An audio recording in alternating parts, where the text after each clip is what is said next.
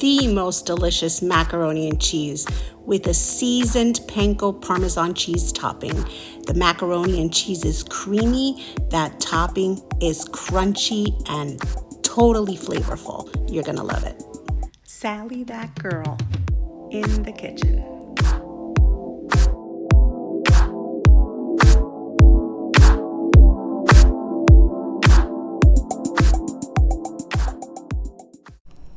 Hi everyone, and welcome to another episode of Sally, that girl, in the kitchen.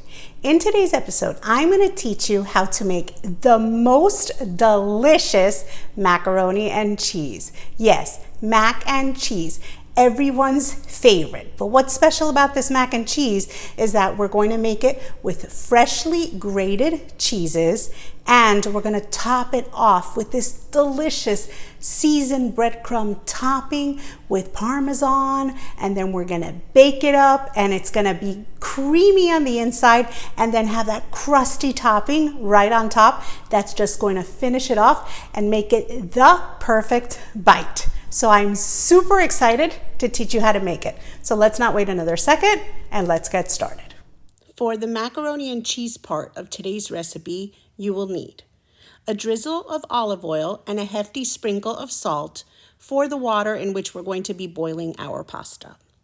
1 pound of elbow macaroni, 3 tablespoons of salted butter, 3 tablespoons of all-purpose flour, 2 cups of heavy cream, 1 cup of whole milk, a half a teaspoon of salt, freshly ground black pepper to taste, 1 teaspoon of onion powder, a half a teaspoon of paprika, 1 teaspoon of mustard powder, 12 ounces of sharp cheddar cheese in block form, and 4 ounces of Gouda cheese also in block form. And for the topping part of today's recipe, you will need 5 tablespoons of salted butter, 3/4 cup of seasoned panko breadcrumbs, or you can also use seasoned breadcrumbs. I like panko because it gives it just an extra little crunch. And 1 1/4 cups of shredded Parmesan cheese. This I buy already shredded. You will also need a large rectangular baking dish, a large spoon for mixing, a bowl and a spoon for preparing your topping, a colander, some wet measuring cups, some dry measuring cups, some measuring spoons, a knife, and 2 bowls and a box grater for shredding your cheese, and some oven mitts. You will also need a medium to large sized pot filled with water. So now that we have all of our ingredients and tools together, let's get started. The first thing you want to do is put your pot with water on the stove and then give it a nice little drizzle of olive oil. And then right on top of that, we're going to add some salt right into this water. It just helps our pasta to not stick while cooking, and of course it's going to add flavor. So now, once that's in, then all you're going to do is turn your stove on. I start at high because I really just want to get my water boiling and get everything started. And then once you've done that, we're going to move on to grating our cheeses. So as I said, I'm using my cheddar and my Gouda in block form. So I've prepared how much I need. And then all I'm going to do is grate each of them into a bowl so that they're ready for when I need to add them into my delicious macaroni and cheese. It is so much more delicious to use cheese in block form. It melts better, it's going to be creamier, and it's going to be just perfect in our macaroni and cheese. So now I'm also going to preheat my oven to 350 degrees, making sure I have a rack placed in the center of the oven. Now, my water is boiling. I'm going to add my macaroni, and then I'm just going to give it all a quick stir to make sure that the pasta does not stick to each other. And then I'm going to allow my pasta to cook. So for al dente, it should take 6 to 7 minutes, but of course you can go by whatever is recommended on the brand of pasta that you are using. So you just want to make sure your pasta is nice and al dente, and then once it is, you're going to put a colander in your sink, and you're just gonna come over and you're going to drain all the water off of your pasta. Bear with me as the steam rises. It's super hot. So now once that steam settles down a bit, you're just gonna grab your colander and you're very carefully gonna give it a really good shake and just drain off all of that excess water. And then all we're gonna do is gonna let this pasta sit for a moment while we get our cheese sauce ready. So I'm gonna move over to that same pot that I used for my pasta, and I'm gonna put the heat back on. I'm gonna go to low this time, and then I'm gonna add my salted butter, and then I'm just gonna allow that butter to begin to melt. Now, what am I gonna do? I'm going to make a bit of a roux to thicken up my cheese sauce. So I'm gonna be using equal parts butter and flour for this process. So now, once your butter is melted or almost fully melted, then you're going to add your flour. So I'm using the same amount, 3 tablespoons of the salted butter and 3 tablespoons of all-purpose flour. And then I'm just gonna add that in and I'm going to stir constantly because what I wanna do is I want to allow that beautiful marriage between the flour and the butter, and it's just gonna get a light caramel color, and it's gonna be perfect to help thicken up that delicious cream sauce that we're about to put together. So that's it. It just takes a moment, and then I'm going to add right on top of that my heavy cream. And then I'm just gonna start giving that a little bit of a stir. You see it's still bubbling, and I'm just helping that roux get incorporated with all of this delicious cream. And then I'm gonna add my milk right on top of that. And then I just use the back of my spoon to mix this liquid really well, and I'm gonna help that roux thicken up this cream and this milk. It's really just gonna take a couple of minutes, and you're gonna start to notice that the mixture starts to thicken up. You can use a whisk for this step, but I just use the back of my spoon. I find it works really, really well to make sure there aren't any clumps. So now it's time to season. I added my salt, and then I'm just gonna mix that to stir it all in. And then I'm going to use some fresh ground black pepper. I'm using tricolor peppercorns, but you can use black peppercorns or whatever you prefer. And then this you're going to do to taste. You can do a little or you can do a lot. I like a coarse grind, but you can go fine. It's totally up to you. So now our salt and pepper are in, and we are going to be adding some onion powder. Yes, onion powder really just picks up the flavor of the cheeses. It just enhances it perfectly. And then I'm actually also going to add some paprika. This is just regular paprika. It's not spicy. Of course, you could add a little bit of cayenne in here now if you wanted a little bit of spice. That would be delicious too.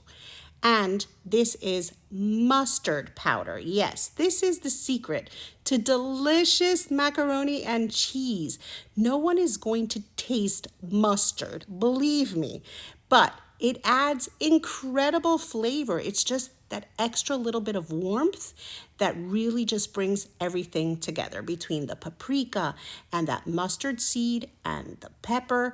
It's just these warm spices that really just bring out all of the amazing deliciousness from the cheeses. So all I'm doing is I'm using my spoon and I'm just making sure that there are no clumps. I'm just incorporating all of those spices into our delicious mixture and then just breaking up any little clumps to make sure that no one gets a bite that has a clump of mustard seed or paprika. We just want to make sure to break it all down.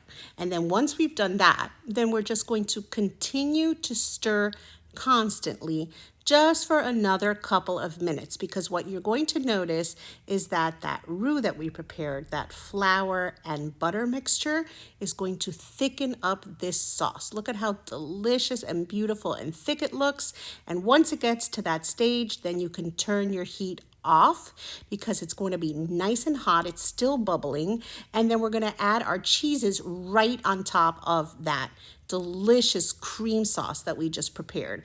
And we turn off our heat because we don't even need the heat on because it's still thick and bubbly and hot, and that residual heat is going to be enough to melt all of our cheeses that we have shredded, and they're delicious and just going to make an incredible cheesy sauce. So now all of our cheeses are in, our sauce is still hot, thick and bubbly, and then all we're going to do is we're going to use our spoon to mix everything together and finish creating this delicious, amazing cream sauce for our macaroni and cheese. Now, I will mention this cheese sauce is so delicious that we could just add our macaroni to it and that's it, be done with it. We could just serve it as a regular macaroni and cheese. We don't have to bake it. We don't have to add a topping. But today we're going to be adding that seasoned Panko-Parmesan cheese topping on top. That's just going to bring it over the top. It's going to create that difference in textures. You want creamy and you want crunchy. But if you prefer to serve it as is, that's perfect too. Or if you want to top it with just some cheddar cheese and make it bubbly, that's good too. It's all so delicious and you can use this in many, many ways. So our cheese sauce is ready and we're going to bring over our pasta and we're going to add it all right on top of this delicious, creamy, cheesy sauce that we have created. And then we're just going to use that same spoon and we are just going to go in there and mix all of this pasta in to the delicious cheese. Just use the side of your spoon to break up any little clumps of pasta as you go, but be delicate. You don't want to break your pasta. You just want to fold it into the cheese and make sure that all of it gets equally coated in this creamy, cheesy sauce. This is perfect right now as it is. You could just serve it as a classic macaroni and cheese, just like this. It's creamy and delicious, but we are going to take it over the top, of course, and we're going to add it into our rectangular baking dish because we are going to finish it off in the oven with that delicious topping that we are about to prepare. I am actually adding it into a baking dish that can be frozen and it can go from the freezer into a cold oven and then you can just cook it from there. So this is also a great dish that if you want to prepare this step, let it cool down completely, it must be 100% cool, and then freeze it to then pull it out on the day you want to prepare it. You could just prepare the panko Parmesan cheese topping on the day you want to serve it, sprinkle it on top, and then stick it into the oven and cook it from there. That's also amazing, and it's just something to have ready and on hand. So now it is in our baking dish. It's looking delicious and creamy, and of course, that's not enough. We are going to move on to preparing that seasoned panko Parmesan cheese topping that we're going to be putting all over the top of this. So what are we going to do? We're going to set this aside. We're going to grab our bowl and then we're going to grab our 5 tablespoons of salted butter. So we had used 3 for our roux, and then the other 5 to complete the stick is going to go into the microwave just for a few seconds. We want to melt it down so that we can create our topping. And then once it's melted, you're just going to pull it out and then right into this melted butter, you are going to add your seasoned panko or your seasoned breadcrumbs, depending on which one you're using. And then right on top of that, you are going to add your shredded Parmesan cheese. This bag of fine cut Parmesan has exactly 1 1/4 cups, so I'm not even going to measure. I'm just going to pour it right in, and then I'm going to use a spoon to combine my ingredients. I basically want to make sure that that butter gets well distributed and that it just coats those panko breadcrumbs and that Parmesan cheese, and they just become a well incorporated, yummy mixture. They smell so good. Those seasoned panko crumbs really, really add so much flavor. This is going to be delicious. So now it's nice and mixed, and I'm going to bring over my macaroni and cheese, and then I'm just going to use a spoon and I'm going to sprinkle this all over the top. I just want to create one layer all over from end to end.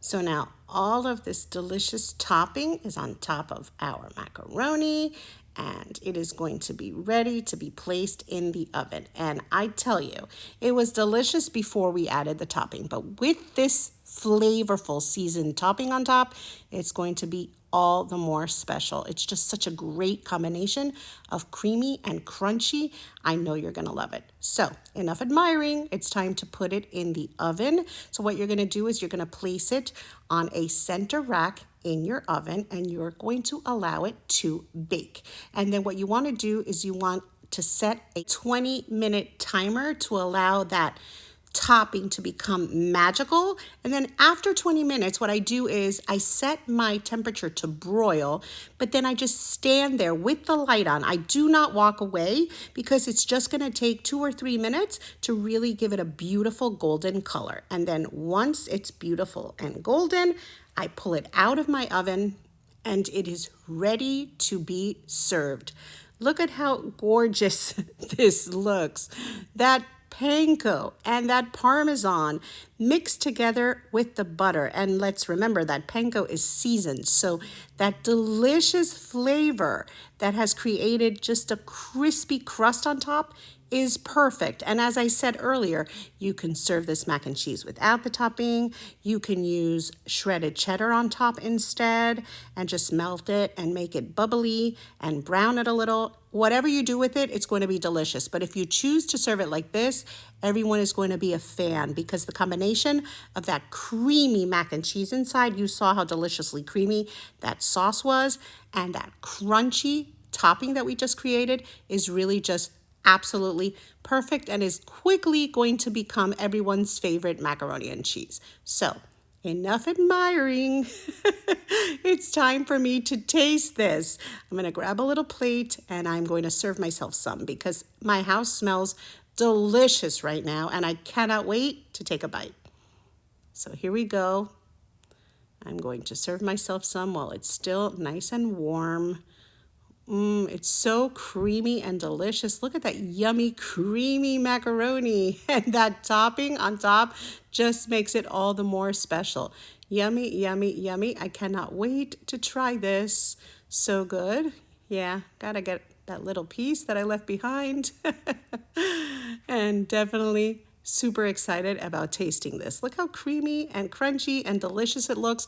Trust me, it's an incredible combination of flavors, textures. You're gonna love it. So here we go. My favorite time of cooking these amazing recipes for you is when I get to taste my creations. Look at how creamy and crunchy. Look at that piece of Parmesan. Crunchy and delicious.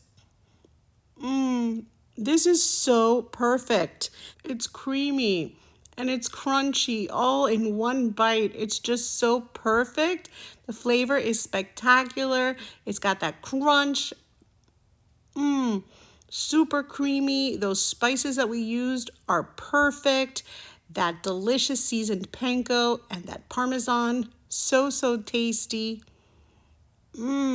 So good. Everyone is gonna love this macaroni and cheese. It's really special and it's just absolutely perfect. Now tell me, who wouldn't love a plate of this creamy, delicious goodness? It is spectacular. Both kids and adults alike are going to love it. It's an amazing side or dinner in and of itself. It is yummy and creamy and it's got that delicious seasoned topping on top. And of course, we add a little bit of that onion powder and that mustard powder and a touch of paprika, and it just brings everything together and it really just elevates all that cheesy, yummy goodness and makes this mac and cheese spectacular. Trust me. No, better yet, don't trust me. You're gonna have to try to make this recipe yourself. And of course, if you've enjoyed today's recipe, don't forget to like, comment, and share. Thank you so much for liking my videos, writing a nice comment, and of course, sharing them with your friends. And if you're not already subscribed to Sally That Girl in the Kitchen, make sure to subscribe and to touch that little notification bell so that you get notified when I put up another amazing video. And I do so all of the time. time. And of course, go over to my video tab and explore there, because there are tons of recipes there that I know you are going to love. And if you're not already following me on social media, you can follow Sally That Girl in the Kitchen on Facebook, Instagram, and on Pinterest. And you can follow me as Sally That Girl FL on Twitter, Snapchat, and on TikTok. See you next time. Thanks for watching. Sally That Girl in the Kitchen.